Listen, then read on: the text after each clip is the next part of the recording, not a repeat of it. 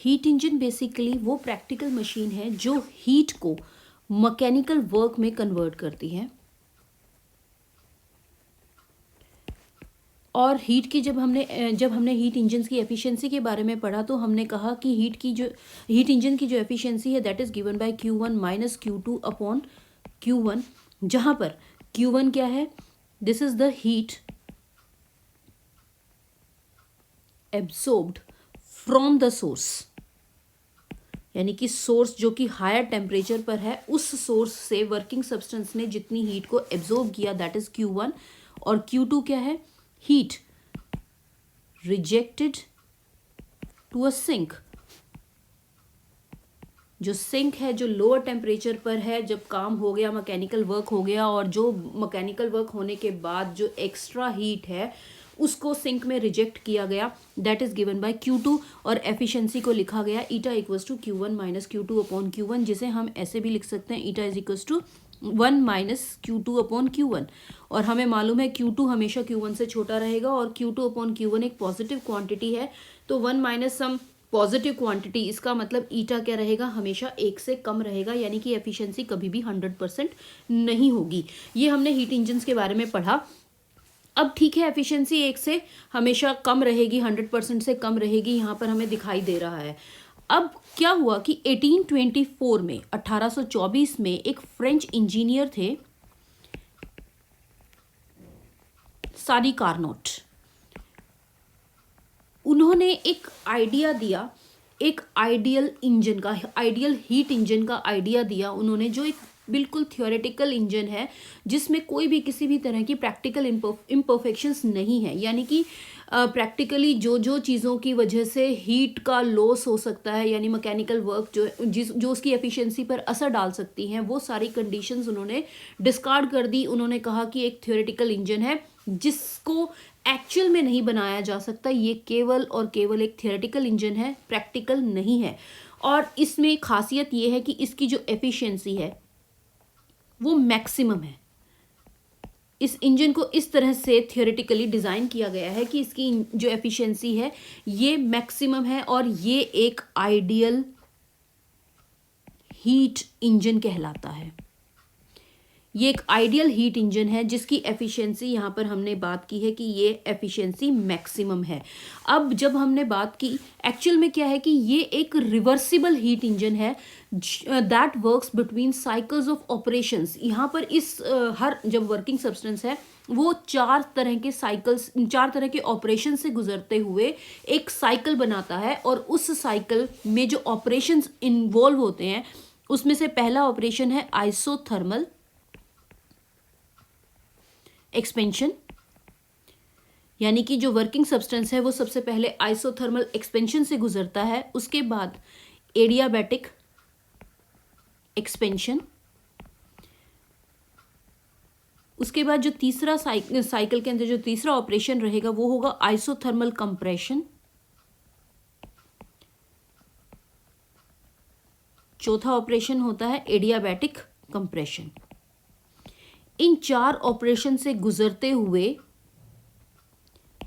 वापस अपनी initial conditions पर पहुंच जाता है आपका वर्किंग सब्सटेंस। तो ये एक साइकिल, जो आपका वर्किंग सब्सटेंस है वो एक साइकिल को कवर करता है और इस तरह से अपनी इनिशियल कंडीशन पर पहुंच जाता है, क्योंकि साइकिल में क्या होता है आपको मालूम है, साइकिल में गुजरकर फाइनली जो फाइनल जो आपकी जो स्टेट है वो इनिशियल स्टेट को कोइंसाइड करती है। तो इस तरह से एक साइकिल बनता है इन case of ideal heat engine, और ये सादी कार्नोट के नाम पर इसका नाम रखा गया Carnot's ideal heat engine, Carnot's heat engine जिसे हम बोलते हैं। तो अब कार्नोट ने ये इस इंजन का आइडिया दिया। इस इंजन की खासियत ये है कि इस इंजन की जो एफिशिएंसी है वो मैक्सिमम है, और प्रैक्टिकली जितनी भी उसकी एफिशिएंसी को कम करने की जो भी कंडीशंस हैं उन सभी कंडीशंस को इसके अंदर कंसिडर नहीं किया गया है। इस तरह से ये थ्योरी दी गई है इसको कार्नोट इंजन की। अब ये कार्नोट हीट इंजन है क्या, इसकी कंस्ट्रक्शन क्या है, इसकी वर्किंग क्या है, इसके बारे में हम बात करते हैं। तो सबसे पहले हम बात करेंगे इसकी कंस्ट्रक्शन की। जब हम कंस्ट्रक्शन की बात करते हैं तो कंस्ट्रक्शन के केस में कंपोनेंट्स जो है इसके, कंस्ट्रक्शन की बात करेंगे हम। कंस्ट्रक्शन के केस में जो इसके कंपोनेंट्स हैं जो मेन ये किन किन कंपोनेंट से बना हुआ है, इसके 4 कंपोनेंट्स की हम यहाँ पर बात करेंगे। पहला कंपोनेंट है सिलेंडर, दूसरा कंपोनेंट है सोर्स, तीसरा जो है वो है सिंक, और चौथा है इंसुलेटिंग स्टैंड। इन 4 चीज़ों से मिलकर कार्नोट इंजन को बनाया गया है। और इन चारों चीज़ों में यहाँ पर इस किस तरह से इसे अब बनाया गया है, इसको किस तरह से डिज़ाइन किया गया है, देखिए यहाँ पर होता क्या है। सबसे पहले हम बात करेंगे सिलेंडर की। मैं इसको इसका सबसे पहले इसको एक बेसिक सा इसका बना के देखते हैं डायग्राम, इसका ब्लॉक डायग्राम टाइप। इसमें एक सिलेंडर है, ठीक है। सिलेंडर की क्या खासियत है? सिलेंडर के केस में ये एक सिलेंडर है। सिलेंडर की खासियत है कि सिलेंडर जो है वो परफेक्टली नॉन कंडक्टिंग वॉल से बना है। नॉन कंडक्टिंग वॉल्स और perfectly conducting base. Conducting base यानी कि ये जो वॉल्स हैं, ये वॉल्स परफेक्टली नॉन कंडक्टिंग है, लेकिन जो इसका बेस है वो परफेक्टली कंडक्टिंग है, ठीक है। अब यहाँ पर ये चीज़ बनी है, और साथ में इसका जो पिस्टन है, ये पिस्टन की जब हम बात कर रहे हैं तो piston is perfectly non conducting, यानी कि फ्रिक्शन, जब हम पिस्टन की बात करते हैं, पिस्टन की खासियत क्या है? Piston is non conducting. Perfectly word मैं यहां पर लिख रही हूं क्योंकि perfectly non conducting, weightless and frictionless. ना तो उसमें कोई फ्रिक्शन है, ना उसमें कोई वेट है, और वो परफेक्टली नॉन कंडक्टिंग है। नॉन कंडक्टिंग मतलब हीट ट्रांसफर नहीं हो सकती है थ्रू पिस्टन। तो यहाँ से ये चीज़ आ गई। ये पिस्टन को लगाया गया है सिलेंडर के अंदर। यहाँ पर ये सिलेंडर है, इसमें पिस्टन को लगाया गया है। ये जो वॉल्स हैं, ये वॉल्स हैं ये वॉल्स जो रहेंगी वो नॉन कंडक्टिंग रहेंगी, यानी कि इनमें से हीट का ट्रांसफ़र नहीं हो सकता। लेकिन जो आपका बेस है वो कंडक्टिंग रहता है, और इस सिलेंडर के अंदर वर्किंग सब्सटेंस को डाला जाता है। और साडी कार्नोट के हीट इंजन के अंदर जो वर्किंग सब्सटेंस है दैट इज परफेक्ट गैस, यानी कि 1 मोल ऑफ परफेक्ट गैस को हम इस सिलेंडर के अंदर डालते हैं, और this perfect gas acts as working substance in case of Sadi Carnot's heat engine. तो ये बन गया आपका सिलेंडर सबसे पहले। उसके बाद जो सेकंड कंपोनेंट है, जब हम सेकंड कंपोनेंट की बात करते हैं तो दैट इज सोर्स।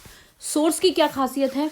सोर्स जो बना होता है, अगर हम सोर्स की बात करें, ये जो सोर्स है इस तरह का एक सोर्स है यहाँ पर, जिसे हमने हीट रेजर्वायर भी बोला है, ठीक है। तो ये एक सोर्स है। सोर्स में सबसे पहले हमने सोर्स को मेंटेन किया एक कांस्टेंट टेम्परेचर T1 के ऊपर। पहली खासियत इसकी ये रहेगी। उसके बाद जो इसकी कैपेसिटी है, क्योंकि ये हीट रेजर्वायर है, इसकी जो थर्मल कैपेसिटी है, थर्मल कैपेसिटी इनफाइनाइट रहेगी। थर्मल कैपेसिटी इसकी इनफाइनाइट, क्योंकि इसके अंदर जितनी मर्जी हीट इसके अंदर आ सकती है, ये कितनी भी हीट को बाहर अपने अंदर से ये दे सकता है। उसके बावजूद इसकी जो थर्मल कैपेसिटी है वो इनफाइनाइट है, और उस हीट को देने के बाद इसका जो टेम्परेचर है वो T1 कांस्टेंट मेंटेन रह सकता है। तो इस तरह के जो सिस्टम को हम बोलते हैं रेजर्वायर। तो यहाँ पर ये रेजर्वायर हो गया। अब इसकी बात करें तो यहाँ पर ये जो सोर्स है, दिस सोर्स, ठीक है, ये जो सोर्स रहेगा, इसके अंदर किसी भी तरह की कोई भी यहाँ पर ये जो वो इसका ये वाला जो एरिया है दिस, यहाँ पर ये कंडक्टिंग रहेगा, और ये बाकी सब नॉन कंडक्टिंग रहेगा। तो यानी कि जो इसका सरफेस है, अपर सरफेस है, वो कंडक्टिंग है। अगर यहाँ से हीट का कंडक्शन पॉसिबल है, बाकी जितने भी इसके ये जो वॉल्स रहेंगी वो क्या रहेंगी? Non conducting. This is called source. तीसरा जो पॉइंट है, तीसरा जो कंपोनेंट है दैट इज सिंक। सिंक की क्या खासियत रहेगी? सिंक भी सेम यही तरीका रहेगा। सिंक एक हीट रेजर्वायर है अगेन, ठीक है। सिंक का जो ऊपर का वॉल है, यानी कि जब हम इसे किसी भी चीज़ के कांटेक्ट में लाएंगे तो यहाँ से अगर हम कांटेक्ट में लाते हैं तो वो कंडक्टिंग होगा। और सिंक जो है वो एक टेम्परेचर T2 पर, कांस्टेंट टेम्परेचर T2 पर मेंटेन रहेगी। अगेन थर्मल कैपेसिटी इसकी भी इनफाइनाइट रहेगी, यानी कि कितनी हीट हम इसके अंदर दे सकते हैं, इसमें रिजेक्ट कर सकते हैं, उसके इसमें इनफाइनाइट थर्मल कैपेसिटी है। और उस हीट को एब्जॉर्ब करने के बावजूद भी इसका जो टेम्परेचर है वो T2 पर कांस्टेंट रहेगा। ये हो गया सिंक की बात। चौथी जो चीज़ है इसके अंदर कंपोनेंट जो हम इसके कंस्ट्रक्शन में ला रहे हैं, that is insulating stand. Insulating stand की क्या खासियत रहेगी? इंसुलेटिंग स्टैंड के अंदर एक स्टैंड है ये, और जैसा कि नाम से दिखाई दे रहा है इंसुलेटिंग, ये इंसुलेटिंग रहेगा, यानी कि नॉन कंडक्टिंग रहेगा। इसमें से हीट बाहर नहीं जा सकती है और ना ही इसके अंदर हीट अंदर जा सकती है। हीट का कंडक्शन, हीट का ट्रांसफर इस केस में, इस स्टैंड के साथ जब किसी भी चीज़ के कांटेक्ट में रहेगा ये स्टैंड, तो इस केस में नहीं रहेगा। ये इसके कंपोनेंट्स हैं, इस तरह से ये बना होता है। अब आपको इन चार चीज़ों के बारे में दोबारा से एक बार फिर बता रही हूँ। हमारे पास है सोर्स, सिंक, इंसुलेटिंग स्टैंड और सबसे ज़रूरी जो चीज़ है दैट इज सिलेंडर। अब हम बात करेंगे इसके वर्किंग की। यहाँ पर वर्किंग की हम बात करते हैं। वर्किंग के केस में क्या कहेंगे, काम कैसे करता है ये इंजन। सबसे पहले तो हमने सिलेंडर लिया है, ठीक है। कार्नोट हीट इंजन की जो वर्किंग है, चार ऑपरेशंस में, चार क्वासी स्टैटिक ऑपरेशंस जो मैंने अभी ऊपर भी लिखे हैं, चार क्वासी स्टैटिक ऑपरेशंस में इस कार्नोट इंजन की वर्किंग को एक्सप्लेन करेंगे। और इन चार ऑपरेशंस के बाद जो सिस्टम है वापस अपनी इनिशियल स्टेट पर आ जाएगा, इसीलिए एक साइकिल बना। और इन ऑपरेशन से जो साइकिल बनेगा that is called Carnot cycle, उसे हम बोलते हैं कार्नोट साइकिल। इन चार क्वासी स्टैटिक जो प्रोसेसेस हैं, जो ऑपरेशंस हैं, इन ऑपरेशंस के बाद आपका जो वर्किंग सब्सटेंस है वो वापस अपना, आपका जो सिस्टम है वो अपनी इनिशियल स्टेट पर आ जाएगा। और इस तरह की जो साइकिल बनेगा that is called Carnot cycle, उसे हम कार्नोट साइकिल बोल रहे हैं। अब कार्नोट साइकिल पीवी डायग्राम ये दिखा रहे हैं हम। सबसे पहले ए बी, ये हो गया आइसोथर्मल एक्सपेंशन। उसके बाद हम बात करेंगे एडियाबैटिक कंप्रेशन की।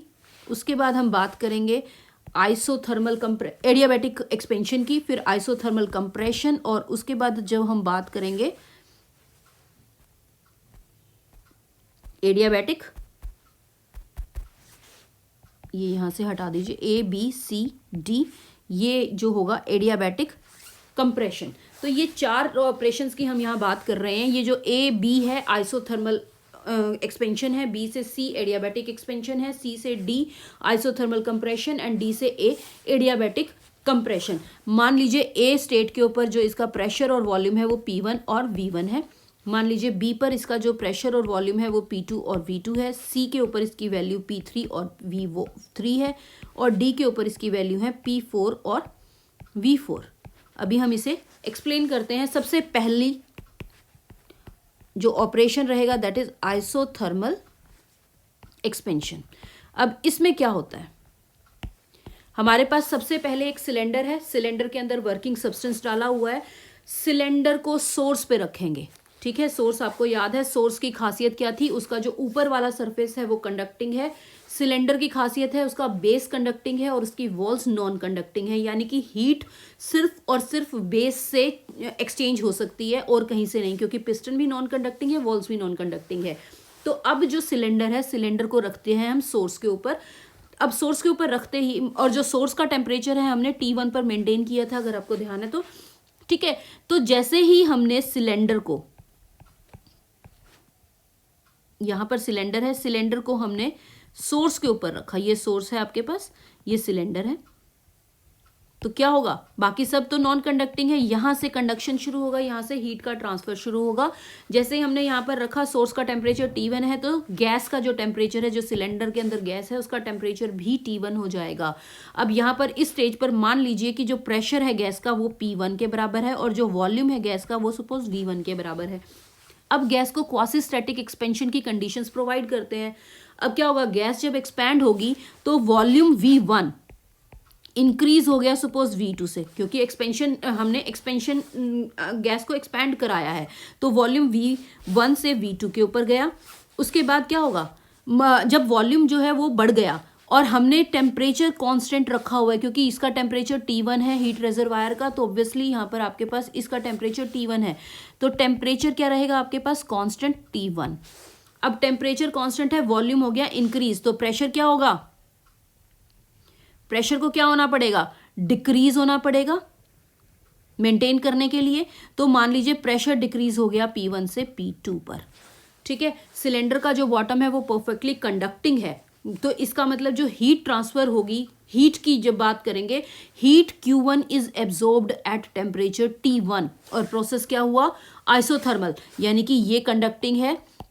जब वॉल्यूम ये इंक्रीज हो गया, प्रेशर डिक्रीज हो गया, तो जो जो आपका हीट है वो Q1 heat is absorbed at temperature T1, ठीक है। तो ये जो प्रोसेस हुआ आइसोथर्मल हुआ, इस केस में जो हीट एब्जॉर्ब होगी वो T1 हो जाएगी। अगर पीवी डायग्राम की हम बात करेंगे तो यहाँ पर मैंने इसे AB ये दिखा दिया, AB आइसोथर्मल एक्सपेंशन। ये प्रोसेस जो है वो AB कर्व से यहाँ पर हमने रिप्रेजेंट किया है। ये हो गया P1 V1 से प्रेशर जो है वो प्रेशर क्या हो गया, डिक्रीज हो गया। देखिए ये P1 है, ये P2, यहाँ पर ये P1 है, ये P2, ये P1 रहेगा, ये P2 रहेगा। वॉल्यूम क्या है, जब वॉल्यूम की हम यहाँ पर बात करेंगे, ये V1 है और ये आ गया आपके पास V2, वॉल्यूम इंक्रीज हो गया है। तो यहाँ पर आपको साफ दिखाई दे रहा है। तो यहाँ से प्रेशर और वॉल्यूम की जो आइसोथर्मल एक्सपेंशन हो गई है यहाँ पर। अब जो नेक्स्ट, अगर आइसोथर्मल एक्सपेंशन की अगर हम बात करें तो during isothermal expansion work done निकालना है। तो वर्क डन कैसे निकालेंगे, during this process, during isothermal expansion work done suppose W1 के बराबर है, और मैंने अभी आपको बताया कि हीट कितनी एब्जॉर्ब हुई है एट टेम्परेचर T1, और ये आइसोथर्मल प्रोसेस है। आइसोथर्मल प्रोसेस का मतलब क्या हो गया कि जितना जो भी वर्क डन हुआ है वो हीट की फॉर्म के अंदर हुआ है।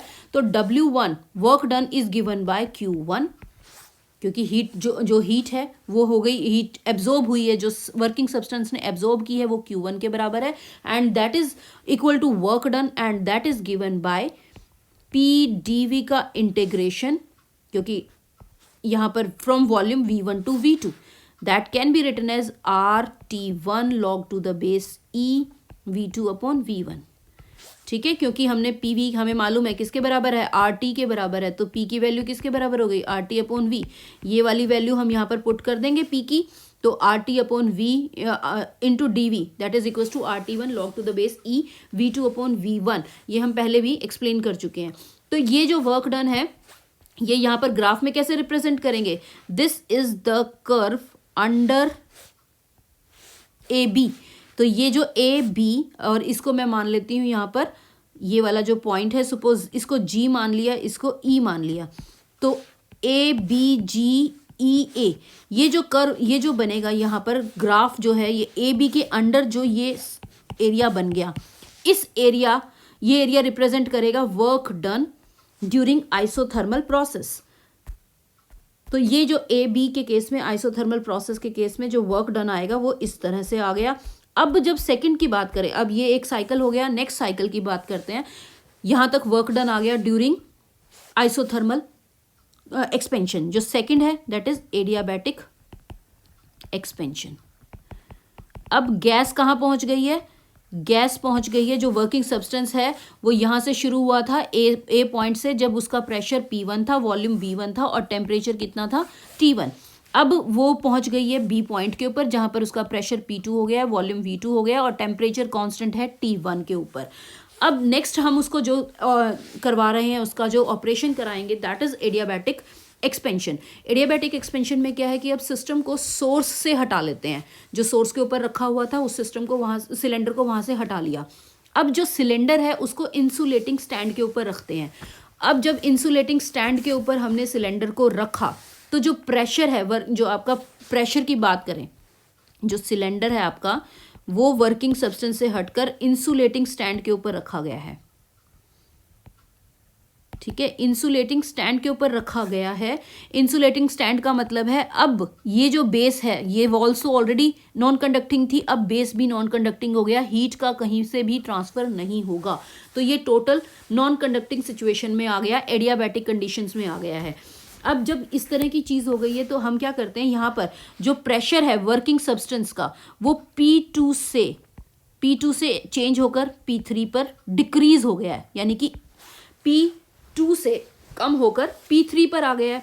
और जैसे कि गैस एक्सपैंड हो रही है तो वॉल्यूम जो है, गैस एक्सपैंड हो रही है तो वॉल्यूम V2 से V3 आ गया। देखिए यहाँ पर अगेन जो मैंने ग्राफ बनाया था, मैं यहाँ पर एक बार दोबारा से PV डायग्राम की बात करें, मैं ये वाला, ये P1 V1, ये P2 V2 और ये P3 V3, ठीक, V3। तो यहाँ से क्या है, P2 से P3 यहाँ पर डिक्रीज हो गया है और वॉल्यूम क्या हो गया, वॉल्यूम यहाँ पर इंक्रीज हो गया। ये V2 है, यहाँ पर ये V3 है, तो यहाँ पर वॉल्यूम थोड़ा सा इंक्रीज हो जाएगा, वॉल्यूम इंक्रीज हो गया है। और प्रेशर क्या होगा, ये P2 और ये P3 है, तो प्रेशर क्या हो गया, डिक्रीज हो रहा है, वॉल्यूम क्या हो रहा है, इंक्रीज हो रहा है। तो यहाँ पर एडियाबैटिक एक्सपेंशन हो रहा है, वॉल्यूम इंक्रीज हो रहा है और उस वॉल्यूम के इंक्रीज होने पर प्रेशर क्या हो गया है, डिक्रीज हो गया है। अब टेम्परेचर जो है, मान लो टेम्परेचर ये जो है आपके पास, टेम्परेचर सपोज T2 के बराबर है। अब टेम्परेचर जो इनिशियल टेम्परेचर, सॉरी यहाँ पर इनिशियल टेम्परेचर आपका T1 के बराबर था। अब क्या होगा कि चूंकि आपके पास कोई हीट ट्रांसफर नहीं हो रहा है तो गैस जो है वो क्वासीस्टैटिक एडियाबैटिक एक्सपेंशन प्रोसेस जो उसके ऊपर हो रहा है वो हो रहा है एडियाबैटिक एक्सपेंशन। तो जो एक्सटर्नल वर्क होगा वो किसकी कॉस्ट पर होगा, एक्सटर्नल वर्क इंटरनल एनर्जी की कॉस्ट पर होगा, यानी कि जो एक्सटर्नल वर्क होगा वो इंटरनल एनर्जी को खर्च कर कर होगा, क्योंकि आपका यहाँ पर क्या हो रहा है, कोई हीट ट्रांसफर नहीं है। तो हीट ट्रांसफर नहीं है तो एक्सटर्नल वर्क करने के लिए इंटरनल एनर्जी में से ही हमें हीट को लेना पड़ेगा जिससे एक्सटर्नल वर्क किया जा सके। तो इंटरनल एनर्जी की कॉस्ट पर एक्सटर्नल वर्क होगा, इंटरनल एनर्जी घटेगी, इंटरनल एनर्जी घटेगी मतलब टेम्परेचर चेंज होगा, मतलब टेम्परेचर डिक्रीज होगा, मतलब टेम्परेचर मान लीजिए डिक्रीज होकर हो गया T2।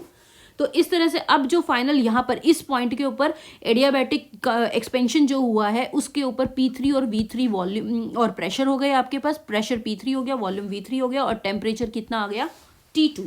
तो यहाँ तक आ गया आपके पास आइसोथर्मल एक्सपेंशन। आइसोथर्मल एक्सपेंशन के केस में अगर हमने निकालना है वर्क डन, तो हमें मालूम है इस प्रोसेस में, जैसे कि एडियाबैटिक प्रोसेस है, हमें मालूम है PV raise to power gamma constant होता है।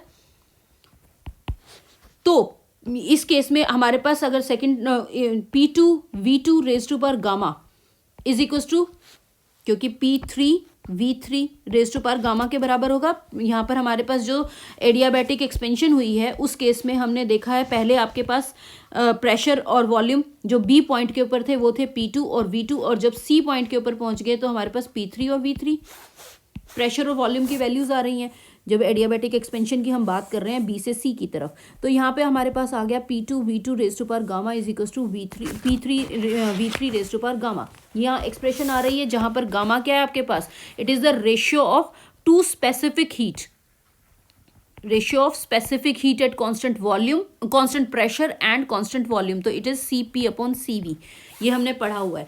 तो अभी हमने वर्क डन निकालना है। मान लीजिए during this adiabatic expansion work done is given by W2। तो W2 किसके बराबर होगा, it should be equal to PdV का integration from V2 to V3, क्योंकि वॉल्यूम जो है वो चेंज हो रहा है V2 से लेकर V3 की तरफ। यहाँ पर हमने वैल्यू पुट कर दी है P। अगर मैं P की बात करूं, P की जगह मैं यहाँ पर पुट कर रही हूँ, जब मैं इस एक्सप्रेशन की बात करते हैं यहाँ पर, तो मान लीजिए PV raise to power gamma is equal to some constant K। तो P किसके बराबर आ गया, K/V rays to power gamma. तो ये वैल्यू यहाँ पर मैंने P की पुट कर दी है, तो that is equal to KdV/V raise to power gamma का integration from V2 to V3। और जब हम इसे सॉल्व करते हैं, कांस्टेंट K बाहर है, V raise to power minus gamma into DV का integration from V2 to V3 आ गया आपके पास, that is equal to K constant बाहर, V रेज़ टू पावर, जब मैंने इसे इंटीग्रेट किया V raise to power minus gamma को, तो मेरे पास आ गया 1 minus gamma upon 1 minus gamma, और इसकी लिमिट्स हैं V2 टू V3। तो यहाँ पर जब मैं वैल्यू पुट कर देती हूँ तो यहाँ पर आएगा के 1 माइनस गामा बाहर आ गया, अंदर आएगा V3 raise to power 1 minus gamma minus V2 raise to power 1 minus gamma. अब इसे लिखते हैं K V3 raise to power 1 minus gamma minus K V2 raise to power 1 minus gamma. K को मैंने अंदर इसके अलग अलग मल्टीप्लाई कर लिया, divided by 1 minus gamma. Now K into V3 raise to power 1 minus gamma किसके बराबर है? P3 V3 raise to power gamma is equals to K. ठीक है, तो अगर मैं दोनों साइड पे यहाँ पर देखिए V3 raise to power 1 minus gamma से मल्टीप्लाई कर दूँ तो P3 V3 raise to power gamma into V3 raise to power 1 minus gamma is equals to K into V3 1 minus gamma. तो यहाँ पर क्या आएगा? P3 इंटू V3 आ गया, that is equals to K V3 raise to power 1 minus gamma. तो K3 into 1 raise to power 1 minus gamma is nothing but P3 V3। तो मैं यहाँ पर लिख रही हूँ इसको P3 V3। इसी तरह से ये जो चीज़ है ये बन जाएगी P2 V2 raise to power 1 minus gamma. तो यहाँ से आ गया मेरे पास वर्क डन की जब हमने बात की है तो W2 comes out to be equals to P3 V3 minus P2 V2 upon 1 minus gamma. ये आ गया W2 की वैल्यू। अगेन अगर हम ग्राफ की बात करें तो जो मैंने ग्राफ ड्रॉ किया था PV, तो ये A B C D, तो जो अंडर द कर्व BC जो हम बात करेंगे तो B को मैं यहाँ से ज्वाइन कर लेती हूँ, C को यहाँ से ज्वाइन कर लेती हूँ। तो जो ये कर्व आएगा, ये कर्व क्या होगा? ये कर्व जब B से C की तरफ आपका जो वर्किंग सब्सटेंस है वो जा रहा है तो इस ग्राफ के इस कर्व के अंडर जो एरिया आएगा that is given by W2। तो यहाँ से हमारे पास W2 की वैल्यू आ गई। अब जब नेक्स्ट हम नेक्स्ट ऑपरेशन की बात करें तो यहाँ तक हो गया। नेक्स्ट ऑपरेशन है आइसोथर्मल कंप्रेशन। आइसोथर्मल कंप्रेशन में अब क्या करते हैं, हमारे पास जो हमने सिलेंडर को रखा हुआ है इंसुलेटिंग स्टैंड के ऊपर, अब क्या करते हैं इंसुलेटिंग स्टैंड से उसे हटा लीजिए और इंसुलेटिंग स्टैंड से हटाकर जो आपका सिलेंडर था उसको रख देते हैं हम सिंक के ऊपर। नेक्स्ट प्रोसेस में हमने सिंक के ऊपर रखा। सिंक हमारी मेंटेन है टेम्परेचर T2, सिंक हमारे पास T2 पर है। आइसोथर्मल कंप्रेशन जब हमने किया, यहाँ पर हम देखिए आइसोथर्मल कंप्रेशन की जब हम बात कर रहे हैं, हम ये कह रहे हैं कि इंटरनल एनर्जी की एक्सपेंस पर एक्सटर्नल वर्क हो रहा है, तो इंटरनल एनर्जी अगर घट रही है तो उसके साथ साथ टेम्परेचर भी, जो T1 टेम्परेचर था वो भी घटेगा और फाइनली मान लीजिए वो टेम्परेचर आ गया T2। तो जो गैस है उसको हम मेंटेन करते हैं एट टेम्परेचर T2, और जब वो गैस टेम्परेचर T2 पर मेंटेन हो रही है तो हमने क्या कर दिया, इंसुलेटिंग पैड को हटा दिया, इंसुलेटिंग स्टैंड को वहाँ से निकाल दिया और उसको हमने जो सिलेंडर है उसको रख दिया सिंक के ऊपर जो ऑलरेडी टेम्परेचर T2 के ऊपर है। अब आपकी गैस मेंटेन हो गई है एट टेम्परेचर T2। तो यहाँ पर टेम्परेचर हो गया। अब मान लीजिए प्रेशर जो है, जो हमें इनिशियली प्रेशर आ गया था P3 एडियाबैटिक एक्सपेंशन के बाद, अब P3 प्रेशर आ गया। अब हम जो कंडीशंस दे रहे हैं इस केस में, अब दे रहे हैं इसको, गैस को क्या करेंगे हम, कंप्रेस करेंगे। तो जो प्रेशर है P3 से इंक्रीज होकर P4 पर पहुंच गया। अगर P3 से इंक्रीज होकर प्रेशर P4 पर पहुंच गया तो वॉल्यूम इस तरह से P3 से P4 पर पहुंचेगा, इंक्रीज हो गया आपका प्रेशर, तो वॉल्यूम क्या हो जाएगा, V3 से डिक्रीज होकर मान लीजिए V4। ये PV डायग्राम है आपके पास। अगेन ये आपके पास ये A B C D, ये CD प्रोसेस की अब हम बात कर रहे हैं। तो C के ऊपर आपके पास P3 और V3 प्रेशर और वॉल्यूम है, D पॉइंट के ऊपर हमारे पास P4 और V4। ठीक है, तो यहाँ से यहाँ तक का जब कंप्रेशन हो रहा है तो कंप्रेशन में हम देख रहे हैं जो प्रेशर P3 था उससे जो प्रेशर P4 है, मतलब P3 मान लीजिए यहाँ पर है तो ये P3 से P4 इंक्रीज हो गया और P3 से P4 पर इंक्रीज होते हुए जो वॉल्यूम है V3 और ये वॉल्यूम हो गया V4, वॉल्यूम क्या हो गया यहाँ पर डिक्रीज हो गया। जैसे ही प्रेशर इंक्रीज हो रहा है P3 से P4 पर, उस स्टेज के ऊपर जो वॉल्यूम है वो V3 से V4 पे डिक्रीज हो गया है। तो प्रोसेस ऑफ कंप्रेशन यहाँ पर जो प्रोसेस है कंप्रेशन का that takes place at constant temperature T2, that is under isothermal conditions. अब चूंकि ये कंप्रेशन है तो पिस्टन जो है वो क्या करेगा, पिस्टन इंटरनली यहाँ पर अंदर की तरफ मूव करेगा, अंदर की तरफ मूव करेगा, इसका मतलब क्या हो गया, work is done on the gas, work is done on the gas, gas के ऊपर काम हो रहा है अब, ठीक है। तो अब क्या है, टेम्परेचर क्या होना चाहिए, अगर गैस के ऊपर काम हो रहा है, यहाँ पर पिस्टन अंदर की तरफ मूव कर रहा है और गैस के ऊपर काम हो रहा है, तो टेम्परेचर क्या करना चाहिए, टेम्परेचर को इंक्रीज करना चाहिए। लेकिन अब क्या है कि जो क्योंकि हीट जो प्रोड्यूस हुई है कंप्रेशन की वजह से, उसकी वजह से टेम्परेचर क्या करेगा, कोशिश इंक्रीज करने की कोशिश करेगा। अब चूंकि सिलेंडर का सिंक के साथ कांटेक्ट है, यहाँ पर देखिए ये सिलेंडर जो है वो सिंक के साथ कांटेक्ट में है, और यहाँ पर आपको मालूम है कि ये जो सिंक का टेम्परेचर है वो T2 पर मेंटेन्ड है, ठीक है। तो जो यहाँ पर टेम्परेचर इंक्रीज करने की जो कोशिश करेगा, जो हीट प्रोड्यूस होगी ड्यूरिंग कंप्रेशन, जिसकी वजह से या तो टेम्परेचर इंक्रीज करेगा, लेकिन टेम्परेचर इंक्रीज नहीं कराना है, तो वो जो टेम्परेचर इंक्रीज नहीं कराना, तो जो हीट प्रोड्यूस होगी कंप्रेशन की वजह से, वो क्या होगी, वो सिंक में रिजेक्ट हो जाएगी, और वो हीट जो सिंक में रिजेक्ट हो रही है, मान लीजिए वो है Q2 के बराबर। तो इस तरह से Q2 हीट जो है वो सिंक में रिजेक्ट हो गई है एट कांस्टेंट टेम्परेचर T2, और इस प्रोसेस को हम बोल रहे हैं आइसोथर्मल कंप्रेशन। तो इस आइसोथर्मल कंप्रेशन में जो काम हो रहा है वो सपोज W3 के बराबर हो रहा है, और इस W3 की वैल्यू किसके बराबर हो गई, P dV का इंटीग्रेशन वॉल्यूम V3 से V4 पर चेंज हो रहा है आपके पास, and this value comes out to be RT2, क्योंकि टेम्परेचर क्या है यहाँ पर T2 के बराबर है, log to the base E V4 upon V3। इस तरह से ये वैल्यू आएगी, और इसके साथ हम साइन लगाएंगे माइनस, माइनस साइन क्यों, क्योंकि work is done on the substance, on the system, working done, जो वर्क है वो सब्सटेंस के ऊपर हो रहा है, सिस्टम के ऊपर हो रहा है, इसीलिए minus RT2 log to the base E V3 upon V4। तो यहाँ से हमारे पास ये वैल्यू आ गई V3 V4, ये वैल्यू यहाँ पे RT2 log to the base E V2 upon V4 upon V3 आ गया, और हमें चाहिए क्या, माइनस में वर्क है, माइनस में RT2 log to the base E V3 upon V4 हो जाएगा। इस तरह से मेरे पास ये वर्क आ गया है, माइनस साइन जो है वो इंडिकेट कर रहा है कि work is done on the working substance, क्योंकि इनिशियल वॉल्यूम है V3, फाइनल वॉल्यूम है V4।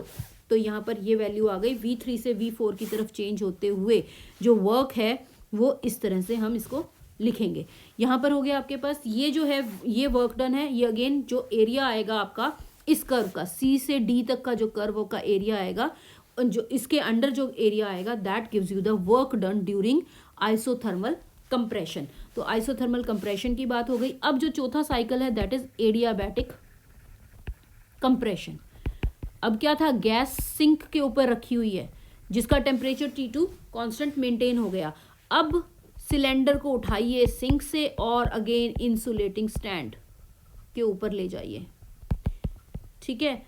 अब यहाँ पर इंसुलेटिंग स्टैंड के ऊपर वापस हम इसको रखते हैं, जैसे इंसुलेटिंग स्टैंड के ऊपर रखते हैं तो अब जो प्रेशर P4 था वो प्रेशर अब क्या करेगा, इंक्रीज करके P1 चेंज हो गया, ठीक है। कंप्रेशन है यहाँ पर, तो वॉल्यूम V4 से कम होकर V1 पर आ गया अंडर एडियाबैटिक कंडीशंस, और जो टेम्परेचर है जो T2 पर चला गया था वो इस तरह से हमने उसे मेंटेन करना है कि वो वापस आ जाए T1 के ऊपर, डिक्रीज होकर, सॉरी इंक्रीज होकर, टेम्परेचर इंक्रीज होकर T2 से T1 पर वापस आ जाए। टेम्परेचर इंक्रीज हो गया आपका, क्योंकि कंप्रेशन है, कंप्रेशन में आपका टेम्परेचर क्या हो गया, इंक्रीज हो जाएगा, T1 पर आ गया। तो गैस क्या हो गई, वापस अपनी ओरिजिनल स्टेट पर T1, P1 और V1। तो गैस क्या करेगी, अपनी वापस इस तरह से हम एडियाबैटिक कंप्रेशन करेंगे, इसके वापस इंसुलेटिंग स्टैंड के ऊपर रखेंगे।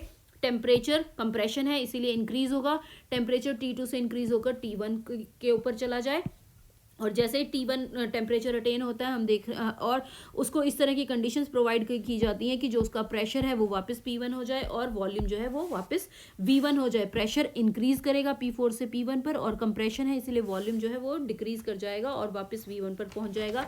इस तरह से यहाँ पर गैस क्या हो गई, अपनी ओरिजिनल कंडीशन के ऊपर, अपनी जो इनिशियल स्टेट है उसके ऊपर पहुँच गई। इस तरह से एक साइकिल कंप्लीट हुआ। तो इस साइकिल में जो टोटल वर्क, अब यहाँ पर एडियाबैटिक कंप्रेशन में वर्क निकालते हैं। एडियाबैटिक कंप्रेशन में मान लीजिए W4 वर्क है, दैट इज P dV का इंटीग्रेशन V4 से V1, क्योंकि आपका इनिशियल वॉल्यूम है V4 और फाइनल वॉल्यूम है V1। तो अगेन इसको जब हम सॉल्व करेंगे, अगेन P की वैल्यू उसी तरह से पुट करके P4 V raise to power 4 V 4 raise to power gamma is equal to P1 V1 raise to power gamma constant के बराबर, और इस तरह से सेम उसी तरह पुट करके तो यहाँ पर वैल्यू आ जाएगी RT1 minus T2 upon gamma minus 1। ये वैल्यू आ गई हमारे पास। तो जो आपके पास जो पहली वैल्यू आई थी वो आई थी हमारे पास जो एडियाबैटिक कंडीशन की, वो ये वैल्यू आई थी।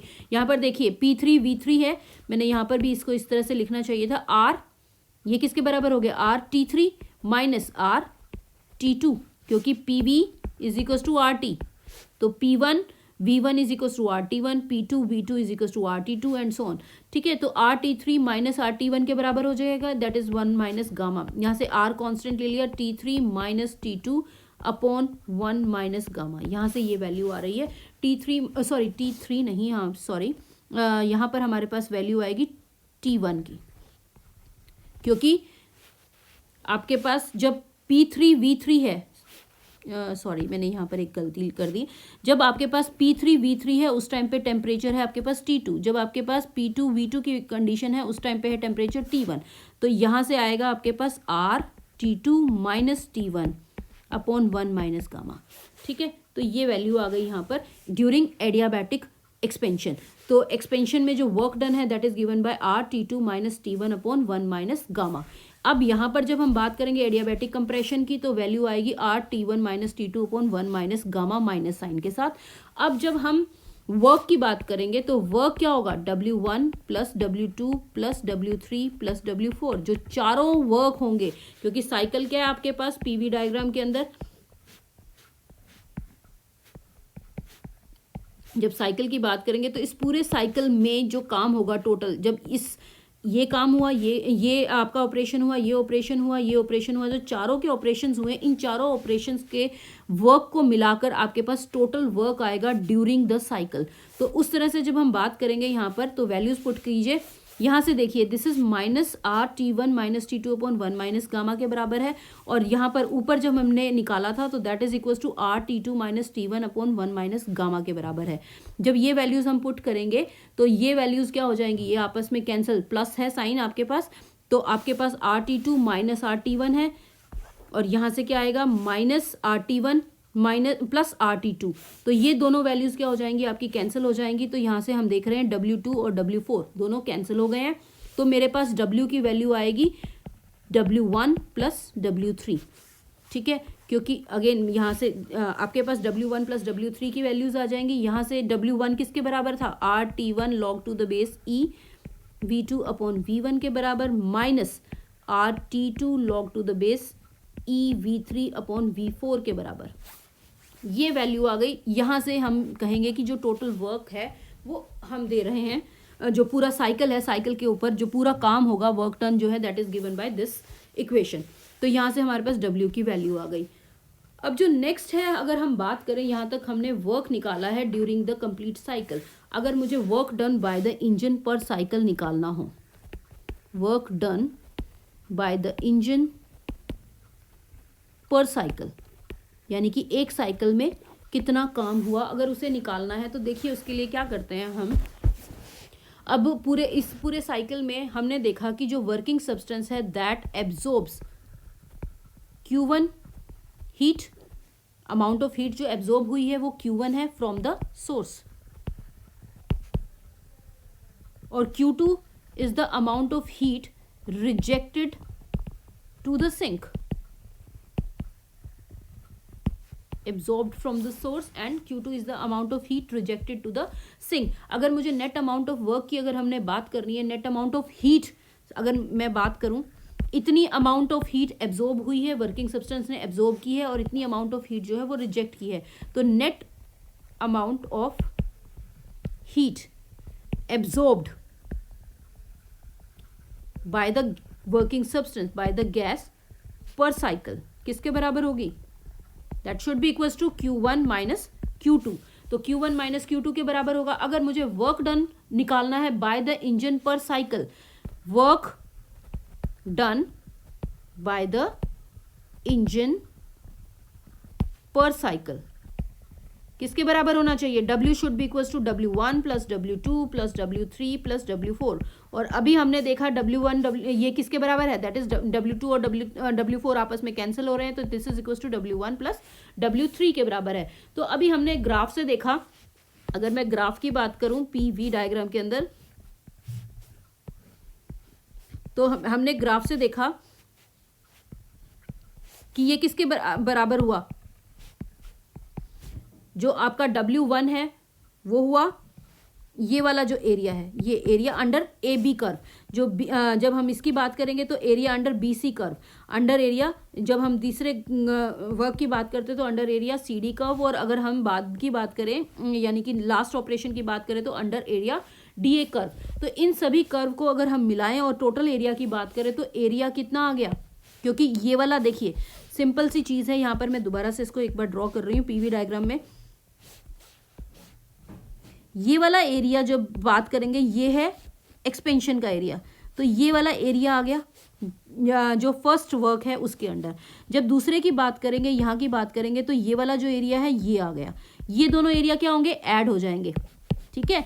लेकिन जब हम एक्सपेंशन की बात करेंगे तो ये वाला जो एरिया इसके अंडर आएगा ये क्या हो गया, सब्ट्रैक्ट हो गया, ठीक है। और जब हम इस ऑपरेशन की बात करेंगे तो इस ऑपरेशन में ये एरिया है ये क्या हो गया, ये सब्ट्रैक्ट हो गया। तो हम देख रहे हैं कि जो नीचे वाला एरिया है ये ऐड और सब्ट्रैक्ट हो गया, और फाइनल जो एरिया रह गया हमारे पास वो रह गया area under the curve ABCDA। तो इस पूरे एरिया में ये जो एरिया है that gives you the total work done पर साइकिल। इस तरह से हमें पर साइकिल मिलेगा काम। तो अब जो एरिया है enclosed by the Carnot cycle that consist of 2 isothermals and 2 adiabats that gives the net amount of work done पर साइकिल। अब जब साइक्लिक प्रोसेस की जब हम बात करेंगे तो हमें मालूम है साइक्लिक प्रोसेस में, इन case of cyclic process, net heat absorbed, जितनी भी हीट एब्जॉर्ब हुई है वो किसके बराबर होनी चाहिए, नेट वर्क डन पर साइकिल, यानी कि एक साइकिल में जितना काम हुआ है उसके बराबर होनी चाहिए। अब नेट हीट एब्जॉर्ब कितनी है, Q1 माइनस Q2 के बराबर है, और नेट वर्क डन किसके बराबर है, W1 प्लस W3 के बराबर है।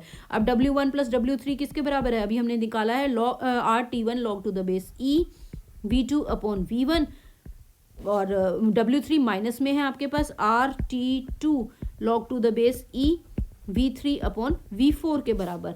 अब यहाँ से हमारे पास ये वैल्यू आ गई। अब जब हमने बात की अगेन PV डायग्राम की, तो PV डायग्राम में क्या कह रहे हैं हम, ये A है, ये B है, ये C है, ये D है। यहाँ देखिए जो A और D पॉइंट्स हैं, यहाँ हम देख रहे हैं ये दोनों क्या है, सेम एडियाबैट DA पे लाई कर रहे हैं, सेम एडियाबैट DA पे लाई कर रहे हैं। तो इसका मतलब क्या होना चाहिए, T यहाँ पर जो यहाँ पर A पर वैल्यू क्या है, P1 V1 की वैल्यू है, और टेम्परेचर कितना है T1, और D के ऊपर P2 V2 वैल्यूज P4 और V4 वैल्यूज हैं, और टेम्परेचर कितना है यहाँ पर T2 की वैल्यू है यहाँ पर T2 के बराबर। तो हमें मालूम है अगर ये A और D सेम एडियाबैटिक कर्व के ऊपर है तो इसके लिए जो वैल्यूज हैं, जो TV raise to power gamma -1 है वो क्या होना चाहिए, कांस्टेंट होना चाहिए।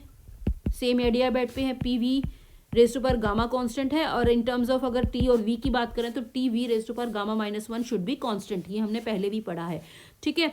तो यहाँ इस A और D पॉइंट के लिए देखिए, A के लिए हम लिखेंगे T1 V1 rays to power gamma -1, और अगर हम इसकी बात करें तो इसके लिए लिखेंगे हम T2 V4 rays to power gamma -1।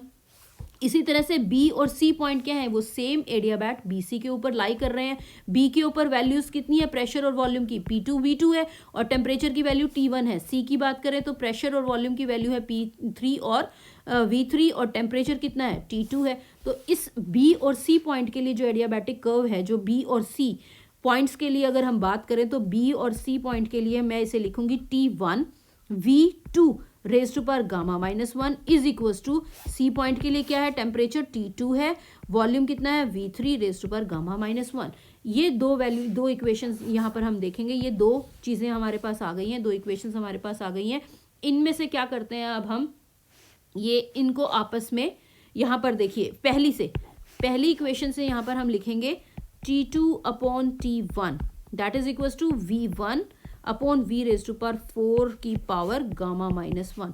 दूसरी से यहाँ पर लिखेंगे जब दूसरी की बात करेंगे तो T2 upon T1 is equals to V2 upon V3 raise to power gamma minus 1। यहाँ से ये चीज़ें आ गई। अब ये भी T2 अपॉन T1 के बराबर है, ये भी T2 अपॉन T1 के बराबर है, तो दोनों को इक्वेट कर दीजिए।